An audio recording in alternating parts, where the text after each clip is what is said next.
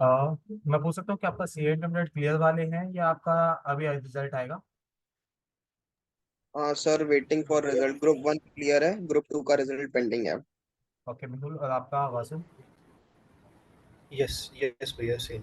अच्छा, कि आप सब मेरे को दिख रहा है प्री रिजल्ट के रिगार्डिंग करी कि प्री रिजल्ट। या देखो, अभी मैंने सी इंटर्नशिप की मेंटरशिप सेशंस भी डाले हुए यूट्यूब पे, एक बार प्लीज उनको भी देख लेना। मैं भी यहाँ से एक बार बेसिक्स देखिए। को उठा रहा हूँ कि जैसे आपको पूरा ओवरव्यू मिल जाएगा कि जैसे प्री रिजल्ट में कई जने पूछते हैं कि अब हमें क्या करना चाहिए भाई, 2-3 ईमेल आईडी से अप्लाई करें या एक ही से कर दें, क्योंकि पोर्टल में हम एक बार ही रेफर हो सकते हैं। और प्री रिजल्ट में अगर तुम्हें देखने को मिलेगा ना मार्केट में, सबसे ज्यादा ईवाई हायर करता है, चाहे वो प्री हो चाहे पोस्ट हो, सबसे ज्यादा अपनी ईवाई ही लेके आता है। तो अपना ट्राई करो कि अपना रिज्यूमे जितना हो सके उतना बेटर बनाना। आप यूट्यूब पे उसके लिए प्लीज वीडियो वॉच कर लेना, उसके अंदर पूरा प्रॉपर जो फॉर्मेट दिया होगा ना, अगर आप सेम भी बनाएंगे तो लास्ट टाइम उस वही सेम फॉर्मेट से एक गर्ल का बिग फोर में, सारे बिग फोर में उसका सिलेक्ट हो गया था। तो आपके भी चांसेस देंगे, तो प्लीज एक बार उसको देख लेना। अच्छा, जब भी ना आप कभी भी देखो, पहली बात क्या होती है, देखो इसमें कई चीजें होती है रिजल्ट में। रिजल्ट में क्या होगा, जो आपसे आर्टिकल्स रिज्यूमे ले रहे हैं, आर्टिकल्स क्या करते हैं वो जनरली एचआर को या मैनेजर को नहीं देते, वो सिर्फ पोर्टल पे रेफर करते हैं। पोर्टल के थ्रू वैकेंसी आती है, तो वहां से सिलेक्शन के चांसेस थोड़े से, अगर मैं कहूँ तो कम हो जाते हैं, कि भाई पोर्टल पे तो ज्यादा रिज्यूमे होते हैं, और हजारों में से अब पोल आने का चांसेस वो थोड़ा सा डिपेंड कर जाता है, क्योंकि इस टाइम पे देखो, अगर मानो 100 बच्चे इंटर में अपील हुए हैं, अब जरूरी तो है नहीं 100 के 100 का क्लियर होएगा, बट रिजल्ट से पहले सबको लगता है भाई मेरा क्लियर होएगा, सीधी बात है, हमारे मन में भी कॉन्फिडेंस होता है।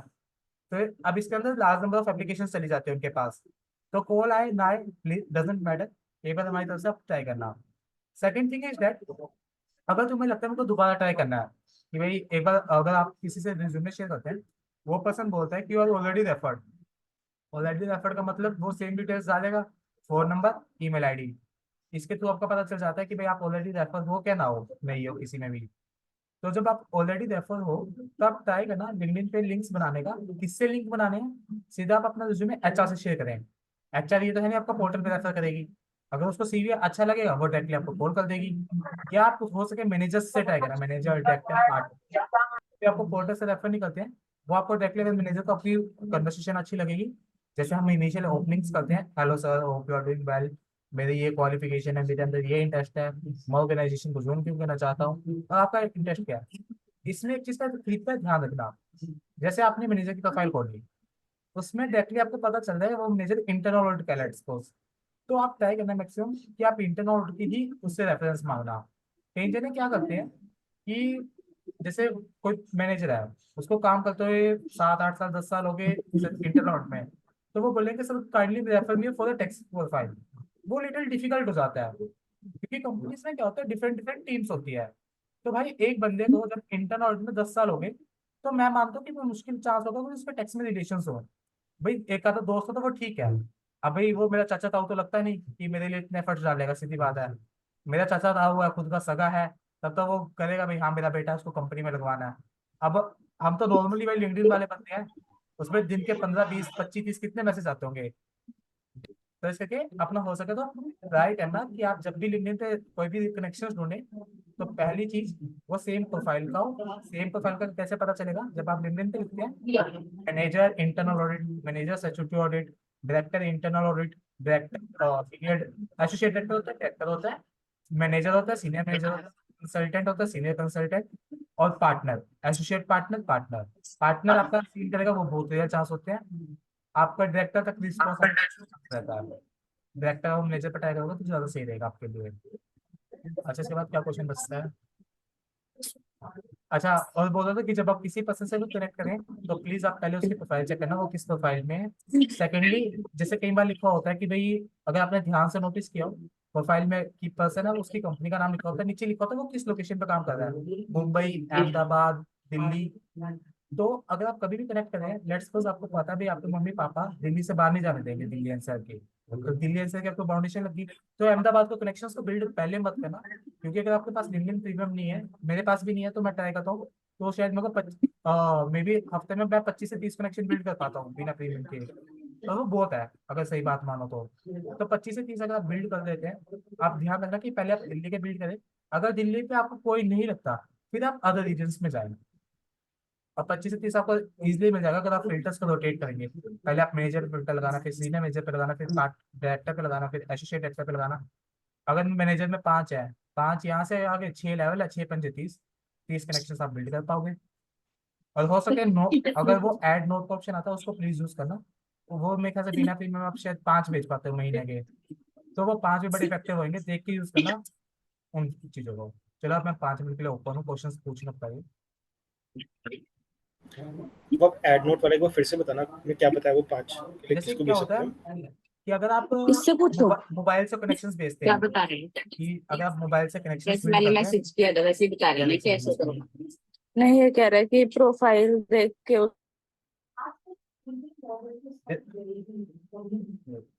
जैसे मैं कह रहा हूँ क्या बात की अपनी, सॉरी, वो एड नोट वाला ना, कि अगर जैसे हम फोन से कनेक्शन बिल्ड करते हैं, तो फोन में ना जब आप कनेक्शंस भेजेंगे तो नीचे से स्पेशल एक ऑप्शन होता है ऐड नोट का, जिसके अंदर आई थिंक 200 वर्ड्स की लिमिट होती है। उसमें क्या होता है कि जैसे ना, अगर आपके पास कभी लिंक्डइन पे रिक्वेस्ट आई हो, एक देखोगे आपने टिक ऑप्शन आता है, सिर्फ टिक का। और एड नोट में क्या होता है, वहां ना 200 वर्ड में लिख सकते हैं, hello sir, hope you are doing well, मुझे आपसे कनेक्ट करके अच्छा लगेगा, हम दोनों सेम प्रोफाइल, आप सेम प्रोफाइल में काम करते हैं और मेरा भी इस प्रोफाइल में इंटरेस्ट लाइज करता है। अब होता क्या है कि जब कोई कोई पर्सन होता है ना, उसके पास रिक्वेस्ट आती है, अब रिक्वेस्ट के साथ अगर आपने नोट अटैच कर दिया तो उस पर्सन को ना एक स्पेशल फील होता है कि ये पर्सन मेरी प्रोफाइल पढ़ के आया है। ऐसे रैंडम उसने टिक्स नहीं भेजे मेरे पास। और सेकंड थिंग इज दैट कि अगर आप हेलो सर की जगह आप लिखते हैं हेलो विवेक, हेलो कुछ भी नाम लिखते हैं, पर्सन का नाम लिखते हैं, उससे एक क्या फील होता है, अगर आप कभी भी हेलो सर मैम यूज करते हैं ना, उससे लगता है ये बंदा ना कॉपी पेस्ट वाला आया है, ये भाई इसने कॉपी पेस्ट का टेम्पलेट बना रखा है जो ये सबके पास बांटता फिरता है। और एक तरफ आप लिखते हैं अगर पर्सन की प्रोफाइल है, जैसे अब मेरे पास रिक्वेस्ट भेज हेलो विवेक, अब मेरे पास इतनी सारी रिक्वेस्ट है, तो उसमें से एक नोट वाली मिलती है मेरे को भाई विवेक के नाम से। अब एक चीज चाहिए, अगर मैं लिखूं हेलो वासु, आपको कैसे फील होएगा? और एक तरफ मैं बोलूँ हेलो सर, तो आपको ये नहीं लगेगा मैं डायरेक्टली हेलो आपको वासु टारगेट विल कर बी रहा हूँ? Better, yes sir. तो उस चीज का प्लीज आप ध्यान रखना कि भाई चीजों को हम ऐसा करें। देखो यार, अब इंटर के बाद क्या होता है कि बच्चे ना कुछ बेसिक्स गलतियां करते हैं, मैं भी करता था किसी टाइम पे। अब 100 बंदे हैं, 100 बंदा तो रिक्वेस्ट भेजी, अब कुछ ने बिना एड नोट के भेज रहे हैं, कुछ है ना, जब वो भेजते हैं ना, जब रिक्वेस्ट एक्सेप्ट हो जाते हैं, वो इतना बड़ा फॉर्मेट ले आते हैं पता नहीं कहाँ से उठा के, कि मेरे 10th में ये मार्क्स है, 12th में ये मार्क्स है, जो कि इरेलीवेंट होती है। भाई इस टाइम पे आपको क्या रेलिवेंट है, इंटर के मार्क्स, आपका इंटरेस्ट क्या है, आपको उस प्रोफाइल में क्यों जाना और उस कंपनी में क्यों ज्वाइन करना है। अगर आपने 4 चीजें बता दी ना, वो भी बिल्कुल शॉर्ट टू शॉर्ट, जैसे आपने अपनी ओसी करी होगी, आपने ओसी में सुना होगा जितनी पीपीटी छोटी रखोगे बनाना उतनी मुश्किल होती है, बट उतना आपको ज्यादा परसेंटेज मार्क्स मिलते हैं। तो इस चीजों से आप किस मैनर में करा तो सही रहेगा। चलिए बताइए आपके क्वेश्चन। हाँ सर, जैसे उसमें जो ईवाई की लिंक्डइन वगैरह पे पोस्ट वगैरह होती हैं, उस पे लिखा होता है मे अटेम्प्ट ओनली। सर जैसे हमने नवंबर में ग्रुप 1 क्लियर किया है और ग्रुप 2 अभी मे 22, वो अभी मे 24 में अटेम्प्ट किया है, तो उसमें अप्लाई करने का कोई बेनिफिट है या फिर ना करें? यार देखो, मैं बोल एक बात बोलता हूँ, अप्लाई करने का कोई पैसा लगता है? नहीं। कोई चार्जेस एप्लीकेबल है? रेज्यूमे हाँ रेडी हाँ आपका? सर। हाँ सर। बस फिर वेट किस बात की है, जितना हो सके भेजो मेल, मेल भेजने का कोई पैसा है? नहीं नहीं और सर, सर वो क्या मैंने बोलते हैं अप्लाई ना, किया जैसे था। 5-6 अलग अलग काफी सारे बच्चे, जैसे मतलब हर अपना डालता है, जैसे ईवाई का अपना जो मैनेजर का वो डाल रहा है, लिंक्डइन पे मतलब 10-15 डालते हैं, तो हम 10-15 सबको डालें, क्योंकि मेल आईडी तो सबकी डिफरेंट डिफरेंट है ना, सेम तो कोई भी नहीं है। एक चीज बताओ, मैं आपसे काउंटर करता हूँ, मेल को भेजने की कोई रिस्ट्रिक्शंस है? नहीं, मतलब सबको डालना चाहिए। यार देखो, जब जिस चीज की कोई रेस्ट्रिक्शंस नहीं है, क्या पता भगवान कब सुन ले, भगवान की मर्जी है ना। और मतलब हमें रिज्यूमे में साथ में कवर लेटर प्लस मेल में जब हम लिख रहे हैं उसका एक अलग से फॉर्मेट जो आपके वीडियो में डिस्क्राइब था, ये तीनों चीजें डाल के इसके एडिशनल भी कुछ और करना पड़ता है हमें, यार कवर या लेटर वैसे भी 3 डालो ना सफिशिएंट है? डालो, और एक देखो, हेलो जैसे आपने। कवर लेटर एडिशनल होता है, आई डोंट थिंक सो इतना नेसेसरी होता है। कवर लेटर केपीएमजी में मांगते हैं शायद, जब हम उनके पोर्टल पे अप्लाई करते हैं, तो अगर कवर लेटर ना भी लगाओगे तब भी काम चल जाएगा। इस टाइम पे आप मेल का फॉर्मेट लिखो सीधा, हेलो, अगर हो सके पर्सन का नाम, प्लीज मैं रिक्वेस्ट करता हूँ पर्सन का नाम लिखोगे तो ज्यादा अच्छा रहता है, कि जब पर्सन उस प्रोफाइल को देखते हैं, हेलो पर्सन का नाम, hope you are doing well, फिर आप अपने बारे में बताना, फिर सेकंड पैरे में आपने लिख देना प्रेफर्ड लोकेशन क्या है, प्रेफर्ड डोमेन क्या है, और थोड़ा बहुत जैसे उसमें, जैसे वीडियो में आपने बोला है कि उसमें एक बार चेक कर लेना। आपने एक स्टैंडर्ड फॉर्मेट गिवन हाँ, था तो भैया, वो यस मैं सर, खुद वही यूज करता सेम है। हूँ, जितने भी मैंने आज तक रिज्यूमे शेयर किए हैं तो मैंने हर बार अपना वही सेम फॉर्मेट से किया है, उसमें कुछ भी एडिट नहीं करता मैं। सेम रिज्यूमे मैंने मेरा भी बनाया और वो बिग फोर में शॉर्टलिस्ट हुआ है, तो आप उनको रेफर कर सकते हैं, कोई आपको दिक्कत नहीं आएगी। रेस्ट देखो यार, जितने पैसे लगाने हैं लिंक्डइन पे, इतने बैठे पैसे दे के रिज्यूमे बनाने वाले, तो आप वहां से एक्सपेंस करके देख सकते हैं। बट स्टिल मैं अभी बोलता हूँ, जैसे मैं वीडियोस में बोलता हूँ कि भाई हमारे रिज्यूमे में अभी पैसे लगाने वाली चीज नहीं है। जब एक्सपीरियंस आ जाता है तब दिक्कत आती है, तब जो वो जो है ना एक्सपीरियंस में बहुत मैशअप क्रिएट करते हैं कि भाई एक्सपीरियंस को अच्छे तरीके से नहीं दिखाते, जिससे उनका सीवी शॉर्टलिस्ट बहुत कम होता है। एक्सपीरियंस वाले में दिक्कत आती है, जब भी आपका एक्सपीरियंस 1 साल से ऊपर है तब अपने सीनियर्स को रिव्यू करवा सकते हैं। बट इस स्टेज पे कोई जरूरत नहीं है, मैं तो कहता हूँ, सीधी बात बोलता हूँ। अपना ट्राई करो अच्छे तरीके से, हो जाएगा। और खाली बिग फोर के चक्कर में नहीं रहना, अपना टॉप 10 टॉप 20 में कनेक्शंस बिल्ड करने हैं कि भाई कभी पता चले हम बिग फोर के चक्कर में रह गए हैं। बिग फोर में एफर्ट बहुत लगते हैं यार। अगर देखो ट्रूली अगर आपको अकेले में तो बिग फोर में जाना है, वो पागल होना पड़ेगा। और पागल होकर के मैंने लोगों को रोते हुए देखा है 3-4 महीने तक, बट 5 महीने बाद मिलती भी उन्हें। तब रिस्क फैक्टर क्या है भाई, 5 महीने बाद उनको तो मिल गई चलो, और बाई चांस पीछे से सारी वैकेंसी भी आउट हो जाती है मार्केट में, तो एक रिस्क फैक्टर रहता है। तो आप इस प्लीज इस चीज को थोड़ा सा माइंड में बिठा के रख लेना कि भाई मेरे लिए बिग फोर है, बट एक चीज समझना, माइंड में बिठाना कि जो मेरी सीए आर्टशिप है वो मेरी सीए जर्नी का फेस है। बात करना, तो इस चीज को आप रखो। बताइए आपके क्वेश्चन। और नीचे इनबॉक्स में आया कि इंटरव्यू में इंग्लिश इंपॉर्टेंट है। यार देखो, अगर आप किसी टॉप कंपनी का दे रहे हैं तो उसमें आप क्लाइंट से टॉप, ऑब्वियस है कि आप टॉप ही हैंडल करेंगे।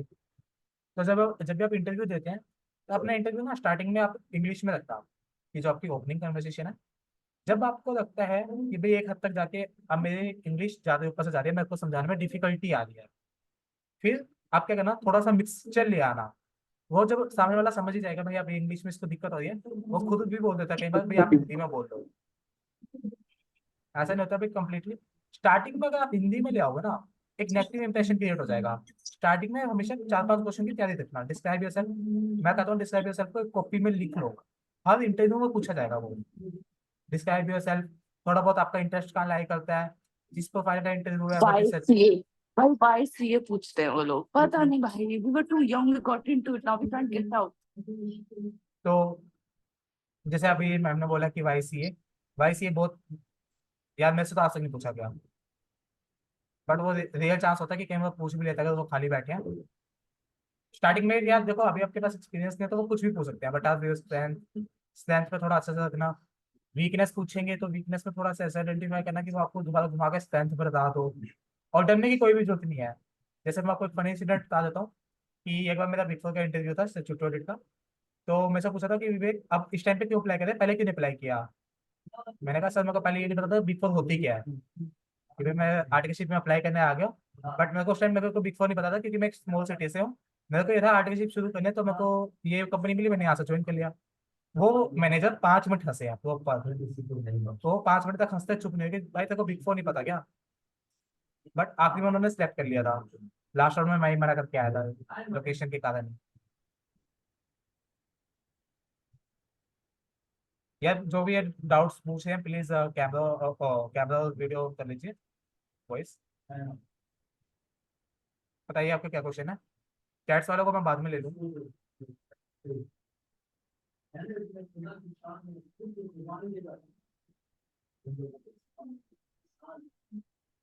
और कोई क्वेश्चन है।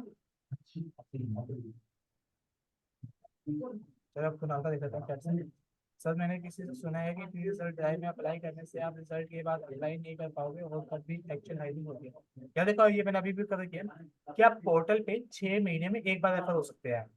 उसके बाद आप क्या कर सकते हैं, आप डायरेक्टली मैनेजर हो गए, एचआर हो गए, उनके पास से आप कितनी बार रिज्यूमे भेजिए। ये नहीं कि आप एक मैनेजर को दिन में 10 बार मेल भेज रहे हैं, ये नहीं बोल रहा। 10 अलग अलग मैनेजर को पकड़िए, आप उनके पास मेल करिए, एचआर को पकड़िए वहां से मेल भेजिए, वहां से आप ट्राई करेंगे आपको हो जाएगा। चांसेस रहते हैं, क्योंकि मैनेजर और एचआर पोर्टल से रेफर करते ही नहीं यार। जब आप आर्टिकल्स को दोगे, आर्टिकल्स आपको पोर्टल से रेफर करते हैं मैक्सिमम चांसेस, आर्टिकल्स हो गए कंसल्टेंट हो गए, तो यहाँ थोड़ा चांसेस रहते हैं कि ये लोग पोर्टल से रेफर करेंगे। चलिए नेक्स्ट क्वेश्चन आईफोन की तरफ से। Higher gap between my foundation and intermediate which I did regular college will I did not. नहीं ऐसा कुछ नहीं होता यार, काफी कुछ जनों का होता है जिनका गैप क्रिएट हो जाता है, तो आप ऐसा कुछ नहीं, आप वहाँ पे कवर कर सकते हैं कि भाई मैं अपना रेगुलर कॉलेज से किया, जिसमें मैं कॉलेज में किसी सोसाइटी के मेंबर पार्ट रहे हो तो वो बता देना कि मैं इस सोसाइटी में इस मेंबर की पार्ट थी, या मैंने कुछ एक्स्ट्रा करिकुलर एक्टिविटीज पर फोकस किया जिससे मेरे को लगता है कि भाई मेरी स्किल्स है वो अपग्रेड हो गई है। रेगुलर कॉलेज जाने से आपने कुछ पब्लिक प्लेटफॉर्म्स पे काम किया हो, जैसे आपने कहीं स्पीच दी हो, तो उस चीज़ को आप हाईलाइट कर सकते हैं कि मेरे को बोलना अच्छे तरीके से आता है, या मैंने किसी सोसाइटी के मेंबर के पार्ट रहे हो तो आपने कुछ टीम हैंडल की हो, तो वो टीम को भी आप कंसिडर कर सकते हैं, तो उस तरीके से आप उनको कवर कर सकते हैं। वैसे गैप को गैप नहीं मानता मैं, क्योंकि वो तो आपका कॉलेज चल रहा है तो वो हो जाता है। हाँ जी गाइस, बताइए आपका कोई क्वेश्चन।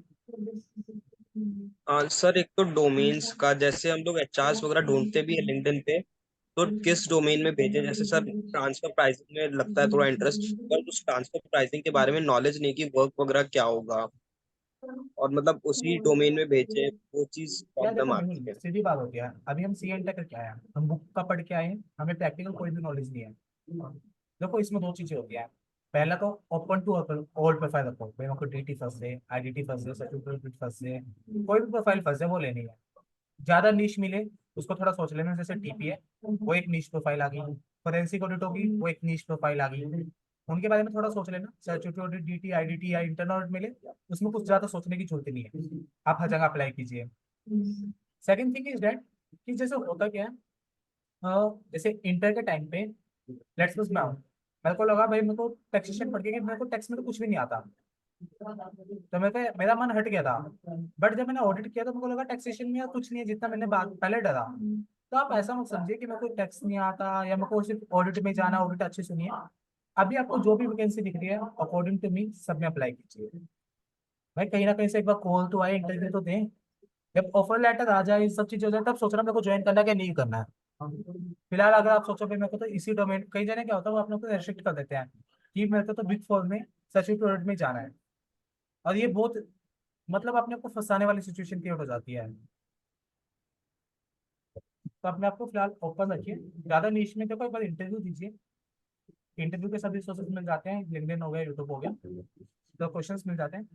पहले पोल तो आए ना यार कहीं से, अभी तो हम माइंड में वैसे बिठा के बैठे हैं कि कौन सी प्रोफाइल में जाए, इसमें जाए, उसमें जाए, अभी तो हमारे हाथ में कुछ भी नहीं है लिटरली। जब हाथ में कुछ आएगा तभी सोचने का फायदा होता है। साक्षी का सर मल्टीपल अटेम्प्ट्स लगे हैं, एक्सपीरियंस है up to 8 month with regular calling. यार मल्टीपल अटेम्प्ट्स तो कुछ ज्यादा देखो लोगों ने अफवाह बनाई है कि फर्स्ट अटेम्प्ट वाले को लेते हैं। मल्टीपल अटेम्प्ट्स तो अगर टू बी ऑनेस्ट मैंने तो आज तक कभी कोई इशू नहीं देखा। इवन कई बार मल्टीपल अटेम्प्ट्स वाले का फर्स्ट अटेम्प्ट वाले से जल्दी भी हो जाता है। एवरीथिंग डिपेंड्स अपॉन आप इंटरव्यू के लिए कितना दिया। एक बार रिज्यूमे शॉर्टलिस्ट हो गया, गलती से एचआर की कॉल आ गई, तो उसके बाद हर चीज आपके इंटरव्यू पर डिपेंड करती है। आपसे इंटरव्यू में ये नहीं पूछा जाएगा भाई तेरे कितने अटेम्प्ट्स हैं, फर्स्ट राउंड में एचआर ने पूछ लिया तो पूछ लिया, वरना एचआर भी रिज्यूमे देख के मान जाती है। मिनिमम चांसेस होते हैं कि एचआर भी पूछेगा, तो अपना अटेम्प्ट्स को लेके कभी भी डर मत दिखाओ मैडम। चलो भाई, और कोई क्वेश्चन। कभी कभी ऐसे फॉर्म में पूछते हैं कि तुमने इसी फॉर्म को क्यों चूज किया, तो उस आंसर को कैसे हमको देना होगा? अरे भाई इसमें वैकेंसी थी आ गया ना। ऐसा ना मतलब ये नहीं कि स्पेशली तो नहीं बोलना है, यार देखो, स्पेशली तो नहीं बोलना कि हाँ ये। देखो यार इसमें आप ये बोल सकते हैं कि सर मैंने आपकी फॉर्म के रिव्यूज दिए हैं, फीडबैक सीनियर से, तो मेरे को काफी अच्छा सुनने को मिला है कि भाई यहाँ पे टीम हैंडल जल्दी करने को दे दी जाती है, अगर आप हमारे पास, अगर हम टाइम एक्सपीरियंस अच्छा गेन कर लेते हैं कि भाई अगर आपको टीम जल्दी हैंडल करने दे दी जा रही है, यहाँ एक्सपोजर अच्छा मिलता है, यहाँ का वर्क एनवायरनमेंट बड़ा अच्छा है, लाइफ बैलेंस मिलती है, और जब ये सारी चीजें मिलती है तो मेरे लिए ये चीजें प्रायोरिटी पे रहती है। स्टाइपेंड की बात मत लेगा ना कभी, आप बोलो कि सर स्टाइपेंड अच्छा है, थोड़ी बात करते रखते हैं, थोड़ा ये बोल देना कि सर, बस आप जितना बोलोगे ना बेहतर है, पेमेंट अच्छा है, एक्सपोजर अच्छा है, तो वो लोग भाई। और अगर वो टॉप की फर्म्स है तो थोड़ा बहुत देख लेना कि सर आपके पास इधर पुलिस की कंपनी बहुत है, मैंने बैलेंस शीट खोल के देखी थी तो मुझे अच्छा लगा, आपकी फर्म के साथ मैं अलाइन करता हूँ। और अगर आपको कोई बिग फोर है या जीटी वाला है वो पूछती है तो आप उनकी प्रोफाइल में जाना जब भी आपका इंटरव्यू हो, तो इंटरव्यू से पहले आप उनकी कंपनी का पेज खोलना, उसमें क्या होता है उनकी कोर वैल्यूज लिखी होती है कि भाई ये, मैं कभी याद तो नहीं आ रहा पहली, बट जीटी की भी कुछ कोर वैल्यूज है 5-6, उन्होंने लिखा होगा हम 6 वैल्यूज से प्रमोट करते हैं। तो आप ये बोल सकते हैं कि सर आपकी इस कंपनी की 6 वैल्यूज है, तो उन 6 में से ये एक है वो मैं खुद मानता हूँ कि भाई ये पसंद के अंदर होनी चाहिए, तो हम दोनों आपस में डील करते हैं, इसलिए कंपनी को ज्वाइन करना चाहता हूँ, बात करते हैं। यार होता क्या है कि हम पहले ना तैयार बैठे होते हैं कि भाई इंटरव्यू है तब देखेंगे, बट कुछ क्वेश्चंस को अगर आप पहले से तैयार करके रख लोगे ना एक कॉपी में, वो बहुत इजी हो जाता है। जैसे अभी मैं पहले रिपीट करके हटा हूँ कि डिस्क्राइब योरसेल्फ हो गया, what is your strength, why CA, why are from, जैसे आपने बोला है। और अगर हो सके तो इमीडिएट जो है लगा भी देख लेना कि भाई अगर आप इमीडिएट ज्वाइनर है। अच्छा, अपने सीवी को बारे में एक बार वॉक थ्रू करवा देना, सीवी में जो जो आपने पढ़ा है, बता दियो हॉबीज। हॉबीज में याद रख लेना कि हॉबीज में क्लोज क्वेश्चन हो सकता है कि आपने बोला कि बैडमिंटन, तो लेट्स सपोज आपने लिखा कि बैडमिंटन हॉकी, तो कहता अगर वो सामने वाला भी उसमें इंटरेस्टेड हुआ तो आपको उसमें क्वेश्चन पेल देगा वो उठा के 4-5। अगर आपने लिखा कि मेरे को बुक्स अच्छी लगती हैं तो 5 बुक्स के नाम पता होने चाहिए। तो कुछ भी इसमें एक्स वाई जेड का, तो अपने रिज्यूमे का प्लीज एक बार गो थ्रू कर लेना, जो जो एक वर्ड लिखोगे उसकी बहुत इंपॉर्टेंस क्रिएट हो जाएगी। अच्छा, 2 अकाउंटिंग स्टैंडर्ड 2 ऑडिटिंग स्टैंडर्ड को टिप्स पे रखना, कई बार इंटरव्यू में बोल देते हैं भाई तू अपनी मर्जी का 2 ऑडिटिंग स्टैंडर्ड अकाउंटिंग स्टैंडर्ड बता दे। आप बोलोगे भाई AS10, तो वो आपको बताएगा, पहले बोलेगा भाई मेरे को बेसिक समझा, तो आपको ऐसे समझाते जैसे एक बच्चे को समझा रहे हो AS10 का नाम क्या होता है, फिर पूरे अच्छे क्वेश्चन, फिर वो आपको टेक्निकलिटी में ले जाएगा, अंदर के अंदर क्वेश्चन पे क्वेश्चन क्वेश्चन पे क्वेश्चन वो पूछते रहते हैं अंदर जाएंगे, तो उसको थोड़ा देख लेना। इंडियस को भी पढ़ना पड़ेगा क्या सर? नहीं, इंडियस की कोई मैंने आज पे? तक कभी सुना नहीं है। अगर मैं कहूंगा तो बिग फोर में भी जितने इंटरव्यू होते हैं 1 आउट ऑफ 100 से पूछा जाता होगा, 1 आउट ऑफ 100।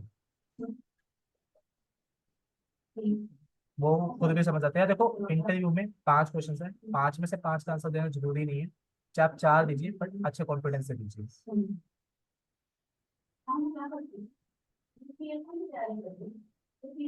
सही, ओके क्वेश्चन। सर एक क्वेश्चन है, अगर प्रैक्टिस स्टार्ट करनी हो इन फ्यूचर तो बिग फोर से आर्टिकलशिप करनी चाहिए या स्मॉल साइज या मीडियम साइज फर्म से? यार देखो काफी, अगर आप लिविंग वगैरह पे देखेंगे आजकल तो कई जने डालते हैं ओपनिंग का प्रैक्टिस। ये क्वेश्चन तो देखो यार पूछना ठीक रहता है, बट आप जनरली जो कर सकते हैं कि आप लिविंग का बोर्ड स्क्रॉल करते हैं तो वहाँ पे कई जने डालते हैं I am happy to share that today I am starting my own practice. आप उनकी प्रोफाइल में जाएंगे तो कई प्रोफाइल्स में आपको बिग फोर दिखेगा एक्सपीरियंस में, बिग फोर में सिक्योरिटी ऑडिटर, इंटरनल ऑडिटर, कुछ ना कुछ होता है। वो आपको टीम बिल्डिंग, नेटवर्किंग, काफी स्किल्स दे देते हैं। अभी जैसे मैंने एमसीएस किया है, एमसीएस में काफी जने मिले बिग फोर के थे, टॉप 10 के थे, टॉप 20 के थे, उन्होंने एक ही डोमेन में की हुई थी। अब मानो जैसे हमारा एक ग्रुप बन गया था दोस्तों का, तो उसमें मैं था इंटरनोड का, अब एक जना था वो केजी सुमानी से आईडीटी में था, एक जना था वो ईवाई में से डायरेक्ट टैक्स में था। अब मैक्सिमम जनों ने बोल दिया हमें प्रैक्टिस करनी है। अब सब लोग अलग अलग फील्ड के, तो वो एक नेटवर्किंग बिल्ड कर लेते हैं वहां से। अगर वो अच्छे दोस्त बन जाते हैं तो फ्यूचर में नेटवर्किंग बिल्ड करके प्रैक्टिस स्टार्ट कर लेते हैं एक टाइम के बाद आगे। तो ऐसा नहीं है कि आप बिग फोर में जाके अगर आप एक प्रोफाइल में जाते हैं तो आपकी प्रैक्टिस कभी भी स्टार्ट नहीं हो पाएगी अगर आपके पास स्पेशलाइजेशन आ जाए तो।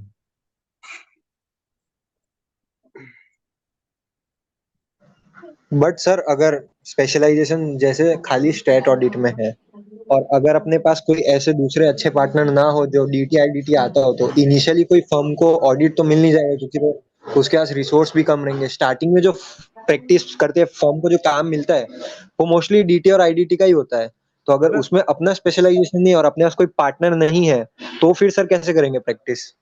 अगर देखो इफ एंड बट आते रहते हैं, ऐसा तो मेरे को दिख रहा है कि आपने बहुत रिसर्च की हुई है, तो आई बिलीव डेट कि अगर आपने रिसर्च की है, पूछा है सबसे, तो देखो ऐसा जरूरी नहीं होता है स्मॉल मिड साइज में भी जाके आपको अच्छा एक्सपोजर मिलेगा।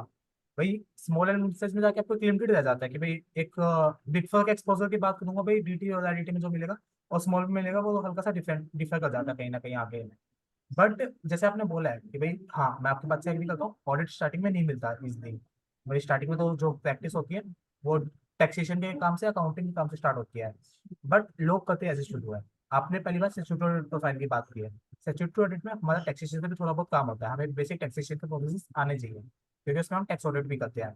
तो वहाँ से आपका डायरेक्ट टैक्स और इनडायरेक्ट के टैक्स के थोड़े प्रोसेस आपको याद होते हैं। और ऐसा नहीं होता कि बंदा एकदम से प्रैक्टिस स्टार्ट करता है, उसे मानो वो स्टैट्यूटरी ऑडिट, अभी जैसे जिसके अंदर मैं रजिस्टर्ड था, उन्होंने अपनी टॉप 20 से स्टैट्यूटरी ऑडिट में आर्टिकलशिप की थी, और पोस्ट आर्टिकलशिप उन्होंने प्रैक्टिस खोल दी। तब क्वेश्चंस तो वहां से भी आ सकता है, उस बंदे ने स्टैट्यूटरी ऑडिट के बाद प्रैक्टिस कैसे स्टार्ट की, बट उनके पास सारी नॉलेज थी, उनको अकाउंटिंग स्टैंडर्ड्स अच्छे थे, इंडियस के ऊपर भी काम किया हुआ था, ऑडिट्स भी किए हुए थे, और टैक्सेशन और इनडायरेक्ट टैक्स की नॉलेज अच्छी थी। वैसे एमसीएस में जैसे हमें बोला गया था कि आप पोस्ट क्वालिफिकेशन 1-2 साल किसी मिड साइज फर्म में काम कर सकते हैं, जैसे आपकी नेटवर्किंग बिल्ड हो जाएगी, फिर आप खुद की आर्टिकलशिप सॉरी प्रैक्टिस स्टार्ट कर सकते हैं।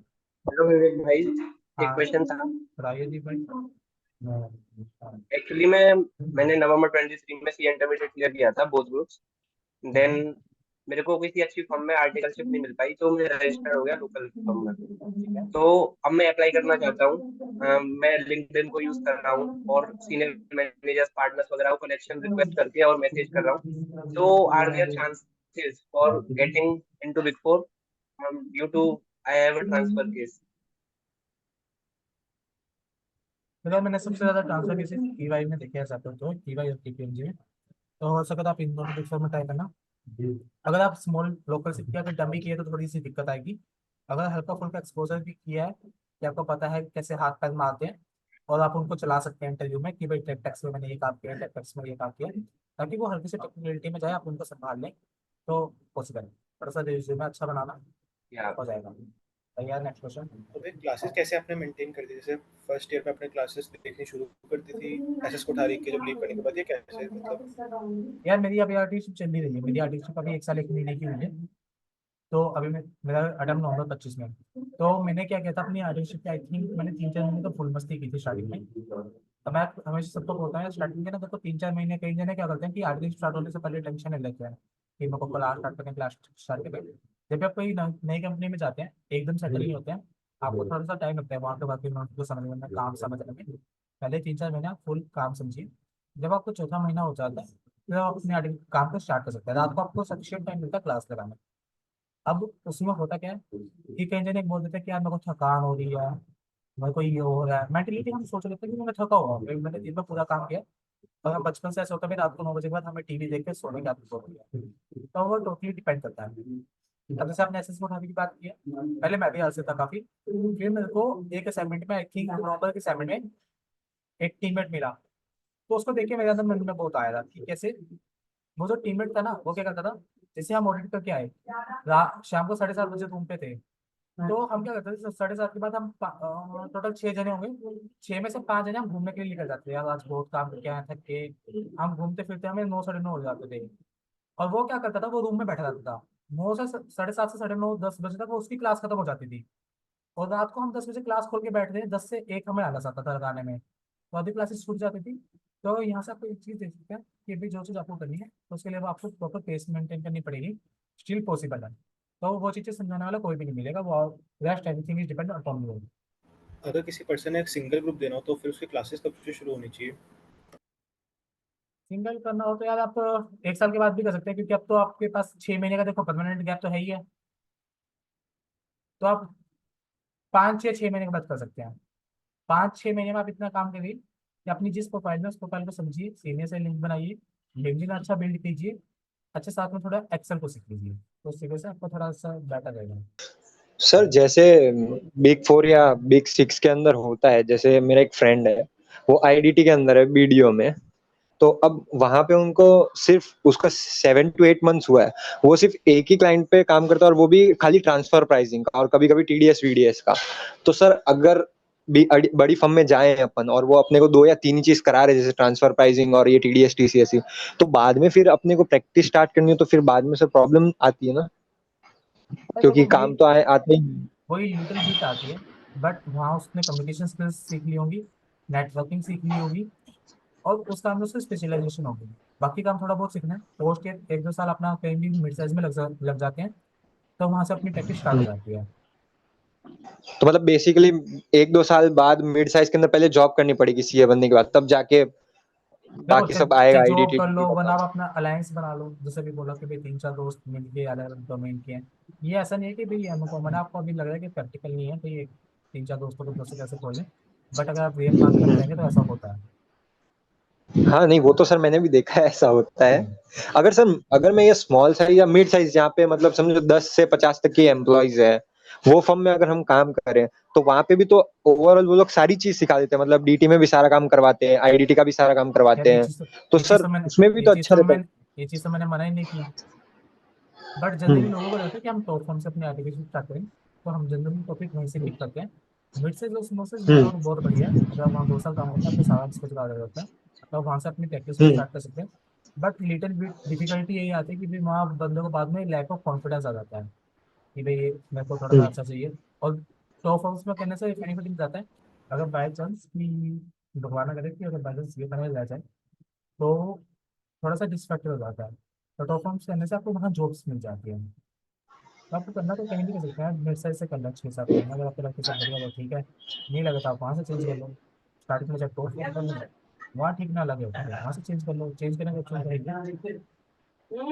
सर ये जो फर्म सिलेक्ट करते हैं अपन जैसे मिड साइज है तो कोई कोई है कि जो मिड साइज में बहुत बड़ी बड़ी है जिनके 10-12 ब्रांच है, 700-800 एम्प्लॉइज है, और कोई कोई मिड साइज है जो छोटी है जिनमें कम ही एम्प्लॉइज है। तो सर क्या देख के सिलेक्ट करना चाहिए अगर कोई भी फर्म को सिलेक्ट करे, क्योंकि अब पता तो होता नहीं कि उनके पास कैसे क्लाइंट्स है, अच्छे क्लाइंट है या नहीं है। इसमें थोड़ा ये दे सकते हैं, घर के पास कौन सी सुविधा है, घर के पास दे सकते हैं।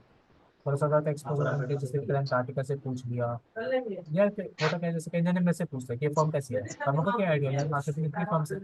तो सबसे बेटर रहता है कि आप वहाँ के आर्टिकल्स को पकड़िए, तो वहाँ के आर्टिकल्स कैसे हैं कि आर्टिकल से कनेक्ट कीजिए। अगर आर्टिकल उनको फॉर्म के आसपास तो देखो लंच ब्रेक में कोई ना कोई तो बात कर ही जाता है, अगर आप बिजनेस फॉर्म में जाते हैं तो वहाँ से देख लीजिए। अगर उसने बताया भाई मेरे पास ये क्लाइंट्स हैं, तो उनकी कहीं ना कहीं तो वो होता होगा कि भाई अगर सिक्योरिटी की अगर कोई बड़ा क्लाइंट है तो उनकी बैलेंस शीट में कहीं ना कहीं नाम मिलेगा उनका, वहाँ से देख लीजिए। पास्ट इंप्रूव से आपको पता चल सकता है वो फॉर्म कैसी है। और पास्ट इंप्रूव में कहूँगा रिव्यूज में से 2-3 देने से लेना, एक के भरोसे मत लेना। सर मेरे को एक ऑफर आया हुआ था ये अभी, एक्चुअली मेरा ग्रुप 1 फर्स्ट अटेम्प्ट में क्लियर हो गया था पिछले बार में, अभी मैंने ग्रुप 2 का अटेम्प्ट दे दिया है। तो मैंने सर अप्लाई किया था बेंगलोर के अंदर आरका एडवाइजर्स करके।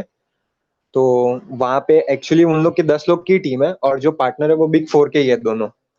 तो उन्होंने मेरे को कहा कि बेसिकली मेरे को मेजर एक्सपोजर मिलेगा डीटी आईडीटी में, और ऐसा नहीं है कि उनके पास क्लाइंट छोटे छोटे हैं। उन्होंने कहा माई गेट है जैसे ऐप, जो माई गेट कंपनी, तो कहा वो भी उनके ही क्लाइंट है। तो सर वो फर्म में मेरे को जाना चाहिए या नहीं जाना चाहिए, क्योंकि उन्होंने कहा है कि 100 करोड़ प्लस के भी क्लाइंट्स हैं उनके पास जिनका टर्नओवर बड़ा हो, मोस्टली स्टार्टअप्स ही हैं। ये स्टार्टअप का इन्वेस्टर होते हैं, तो आप उनकी बैलेंस शीट में देख सकते हैं कैसे सिक्योरिटी है तो। हाँ, अगर आपको वो डीटी और ऑडिट आईडी तो है ही नहीं उनका, क्या चीज सिर्फ बोल डीटी रहे हो। आईडीटी का ही है। वो सर ऑडिट नहीं करते हैं, मतलब अगर कोई क्लाइंट आता है तो वो आउटसोर्स करवा देते हैं, पर मोस्टली वो लोग डीटी और आईडीटी का ही काम करके देते हैं, और बाकी थोड़ा बहुत फाइनेंस का, वैल्यूएशन का, वो सब, ड्यू डिलिजेंस। यार उसमें ना एक रिस्क फैक्टर रही है कि भाई तुम्हें उनकी बातों पर टच करना पड़ेगा, अगर तुम्हारे पास होते हैं आर्टिकल से रीजन दे दीजिए।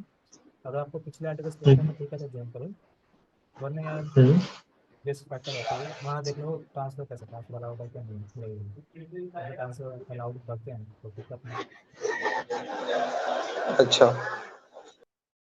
अगर ट्रांसफर अलाउड है तो भाई अगर काम है तो तुम जान सकते हो। क्वेश्चन। हेलो अगेन विवेक भाई। तो मुझे ये पूछना था कि व्हाट इज द प्रोसेस और how can we find articleship using LinkedIn. यार आपने मेंटरशिप के सेशंस देख रखा है, मैंने 8 के 8 वीडियो पर डाला हुआ है, उसमें आपको कंप्लीटली समझ आ जाएगा कि कैसे आप आर्टिकल को अप्लाई कर सकते हैं, बिजनेस में कैसे बना सकते हैं, कवर लेटर कैसे बना सकते हैं, कनेक्शंस कैसे बिल्ड कर सकते हैं। 8 सेशन अगर आप देखोगे तो आई बिलीव दैट कि आपको पूरा का पूरा ये जो आपने क्वेश्चन पूछे वो आपको बड़ा डिटेल में कवर हो जाएगा। 8 वीडियो, हर वीडियो 12 मिनट की है शायद अप्रोक्स। अगर आपको ओके, फिर भी वो क्वेश्चन माइंड में आता थैंक है यू तो सो आप बताना कि विवेक भाई आपकी गलती है कि आपने वो वीडियो आधे वीडियो डाली हुई है, आप लिंक्डइन पे रीच आउट कर सकते हो। या ओके, थैंक यू। समझे आपका ये क्वेश्चन। सर फाइनेंस के अंदर आर्टिकलशिप करनी चाहिए या मतलब मिल जाती है या नहीं फाइनेंस फील्ड के अंदर, जैसे मैं एक देख रहा था इक्विटी रिसर्च एनालिस्ट है, वो सब है, तो वो सब डोमेन्स के अंदर आर्टिकलशिप होती है या सिर्फ बाद में सीधा जॉब ही होता है। मैं पहली बात आपको क्वेश्चन नहीं समझा, आर्टिकलशिप होती है मतलब किस चीज़ में। जैसे इक्विटी रिसर्च एनालिस्ट करके है फाइनेंस के अंदर। यार देखो ये ना तो आर्टिकल वाली बात है, इसमें इंडस्ट्रियल ट्रेनिंग होती है। आर्टिकलशिप अब आने अच्छा। लगी है 2-3 फॉर्म्स में। अब आई डोंट नो भाई वहाँ हम्म का एक्सपोजर कैसा होगा, हम्म तो थोड़ा सा रिस्क फैक्टर रहेगा। मैं बोल रहा हूँ यार, हर चीज़ों में थोड़ा सा अगर आप कुछ हटके करोगे तो उसमें रिस्क फैक्टर कहीं ना कहीं आएगा, जिसको एलिमिनेट करने की हम्म जिम्मेवारी आपकी है। हम्म कि भाई मैं आपको हटके डोमेन में जाना है तो, और वैसे हटके जाना तो मैं तो हमेशा ही बोलता हूँ भाई कुछ हटके करना तो इंडस्ट्रियल ट्रेनिंग उसके लिए बेटर ऑप्शन है। देखिए अगर आपको और अगर कोई भी दिक्कत आती है, मेरे यूट्यूब चैनल पे जल्दी भी विवेक बन सकते हैं, उस पर देखो सीआरटी की मेंटरशिप सेशन डाला हुआ है। सबसे पहला आ गया हम्म भाई आपको कैसे आर्टिस्ट सीएनटे के रिजल्ट के टाइम बाद कैसे यूटिलाइज करना, पहली वीडियो में रिजल्ट ड्राइव के बारे में हम्म बताया हुआ है।